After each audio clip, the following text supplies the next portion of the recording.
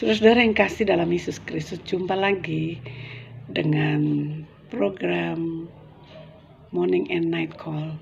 Saya Pendeta Ivona Taroreh Lopati dari GPIB Immanuel Depok akan memberikan refleksi perenungan bagi kita untuk bisa menjadi penguatan bagi kita semua. Untuk itu mari kita berdoa.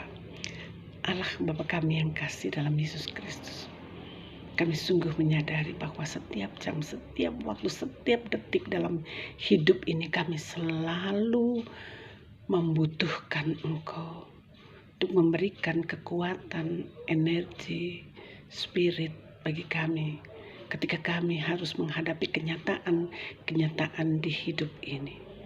Untuk itu ya Bapa, kami akan mendengarkan firman-Mu, urapi hamba-Mu, setiap kami yang mendengar, dimanapun kami berada. Nyatakanlah kehendak-Mu yang terbaik bagi kami. Di dalam Yesus Kristus firman yang hidup itu kami berdoa. Amin. Saudara yang kasih dalam Yesus Kristus, pembacaan kita hari ini terambil dari Injil Markus pasal 2 ayat 1 sampai dengan ayat yang kelima, yang menyatakan demikian. Orang lumpuh disembuhkan. Kemudian sesudah lewat beberapa hari waktu Yesus datang lagi ke Kapernaum, tersiarlah kabar bahwa ia ada di rumah. Maka datanglah orang-orang berkerumun sehingga tidak ada lagi tempat, bahkan di muka pintu pun tidak. Sementara ia memberitakan firman kepada mereka, ada orang-orang datang membawa kepadanya seorang lumpuh digotong oleh 4 orang. Tetapi mereka tidak dapat membawanya kepadanya karena orang banyak itu. Lalu mereka membuka pintu atap yang di atasnya. Sesudah terbuka, mereka menurunkan tilam tempat orang lumpuh itu terbaring. Ketika Yesus melihat iman mereka, berkatalah ia kepada orang lumpuh itu, "Hai anakku, dosamu sudah diampuni."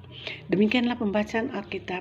Yang berbahagia adalah setiap kita yang mendengarkan, merenungkan, tetapi yang melakukan firman Tuhan itu dalam kehidupannya sehari-hari. Saudara yang kasih dalam Yesus Kristus, ketika kita mengalami suatu penderitaan, sakit, penyakit seringan atau seberat apapun, kita pasti berjuang, berusaha dengan segala cara, dengan dana, dengan daya, dengan doa supaya kita sembuh. Ya, pasti semua orang pasti akan melakukan hal itu. Tetapi terlebih dari itu adalah betapa pentingnya juga peran atau dukungan orang-orang yang ada di sekitar kita, entah suami, istri, anak-anak, keluarga. Itulah artinya kehadiran mereka bagi orang-orang yang sakit. Ketika kita sakit, kalau ada yang kunjungin, kalau ada yang datang, kalau ada yang mendoakan, memberikan, pasti kita senang, bukan? Dalam bacaan ini, saudara yang kasih dalam Yesus Kristus, kita melihat ada seorang yang lumpuh dan dia ingin supaya Yesus menyembuhkan dia. Tentu saja dia butuh orang lain untuk membawa kepada Yesus. Dalam bacaan ini dikatakan bahwa ada orang-orang datang membawa kepadanya. Jadi bukan hanya 4 orang yang menggotong itu, tapi ada banyak orang yang mendampingi si lumpuh itu untuk berjumpa dengan Yesus. Tetapi ternyata mereka tidak bisa karena Yesus sedang mengajar. Banyak orang datang kepadanya, orang takjub akan dia, orang melihat bagaimana pengajarannya, mujizatnya, sehingga mereka semua dikatakan penuh rumah itu, tidak ada lagi yang bisa masuk ke dalamnya. Apakah mereka putus asa? Tidak. Mereka berjuang. Bagaimana caranya? Lewat atap. Jadi kita lihat di sini sungguh indah sekali bahwa mereka tidak saja peduli terhadap orang yang lumpuh ini. Mereka tidak saja beriman bahwa Yesus dapat menyembuhkan si lumpuh ini, tetapi bukan iman yang pasif, iman yang kreatif, iman yang aktif. Sehingga mereka pikir bahwa satu-satunya cara untuk bisa langsung berhadapan dengan Yesus adalah membuka atap rumah itu. Dan kemudian dia menurunkan si lumpuh persis di hadapan Yesus. Jadi kita lihat satu perjuangan yang luar biasa. Ya. Untuk kita bisa mencapai sesuatu, kadang-kadang kita harus diproses sedemikian rupa. Dan itu yang dilakukan oleh orang-orang yang membawa si lumpuh ini. Dan ketika Yesus melihat mereka, di ayat 5 ini penting sekali. Yesus katakan gini, ketika Yesus melihat iman mereka, iman orang-orang yang mendukung si lumpuh, maka iman mereka berdampak juga bagi si lumpuh. Lalu Yesus berkata kepada si lumpuh itu, "Hai anakku, dosamu sudah diampuni." Saudara, kita lihat di sini, Yesus melihat iman dari mereka. Tetapi Yesus tidak langsung mengatakan, "Sembuhlah engkau, berjalanlah engkau." Tetapi Yesus mulai dengan, "Dosamu sudah diampuni." Apa artinya ini? Apa maknanya bagi si lumpuh? Saudara yang kasih di dalam Yesus Kristus, ketika kita mengalami suatu penderitaan, pergumulan, tantangan, persoalan dalam hidup ini, sebenarnya disitulah saya yang sesungguhnya, atau saya sering, the real itu akan nampak. Jadi Yesus tidak langsung menyentuh jasmaninya, tetapi Yesus menyentuh rohaninya, spiritualitasnya, iman percayanya harus dipulihkan. Ada hubungan yang kuat ternyata antara Tuhan menyembuhkan dia dengan dia membereskan dosa-dosanya. Memang untuk itulah Yesus datang ke dunia ini, untuk kita memperoleh pemulihan dari segala dosa-dosa kita. Karena itu saudara yang kasih dalam Yesus Kristus, dalam bacaan ini apa sebenarnya yang menjadi renungan refleksi bagi kita? Yang pertama, kita belajar dari iman orang-orang yang ada di sekitar kita. Yesus katakan, imanmu menyembuhkan, memulihkan engkau dan seisi rumahmu. Iman seorang perwira itu menyembuhkan pelayannya, misalkan. Iman dari seorang ibu menyembuhkan anaknya. Jadi di sini ternyata betapa penting orang-orang yang ada di sekitar kita. Kalau kita sakit, kalau kita menderita, seperti yang terjadi di saat-saat ini, tidak semua orang bisa mengalami seperti itu.